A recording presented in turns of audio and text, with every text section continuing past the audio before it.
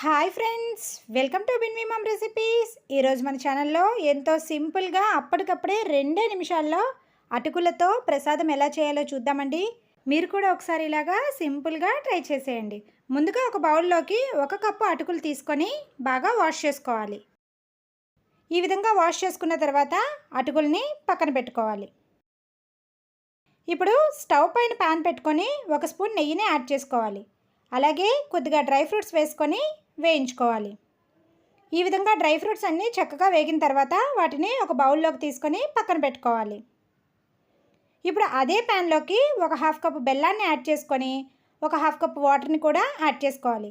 అలాగే 1/2 స్పూను ఇలాచీ పొడిని కూడా యాడ్ చేసుకొని బెల్లాన్ని చక్కగా కరిగించుకోవాలి. బెల్లం చూసారు కదండి, ఈ విధంగా చక్కగా కరిగి వాటర్ మరుగుతున్నప్పుడు దీనిలోకి మనం ముందుగా వాష్ చేసుకున్న అటుకుల్ని యాడ్ చేసుకోవాలి. అటుకులు వేసుకున్న తర్వాత ఈ అటుకులు వాటర్ని అబ్జర్వ్ చేసుకునే వరకు కుక్ చేసుకోవాలి. అలాగే దీనిలోకి మనం ముందుగా వేయించుకున్న డ్రై ఫ్రూట్స్ కూడా యాడ్ చేసుకోవాలి. చూసారు కదండి, ఈ విధంగా కంటిన్యూస్గా కలుపుకుంటూ కుక్ చేస్తే చక్కగా కొద్దిసేపటికి అటుకులు బెల్లం వాటర్ని అబ్జర్వ్ చేసుకొని ఈ విధంగా సాఫ్ట్గా అవుతాయి. అంతే అండి, ఎంతో సింపుల్గా చేసుకునే ప్రసాదం. రుచి అయితే చాలా చాలా బాగుంటుంది.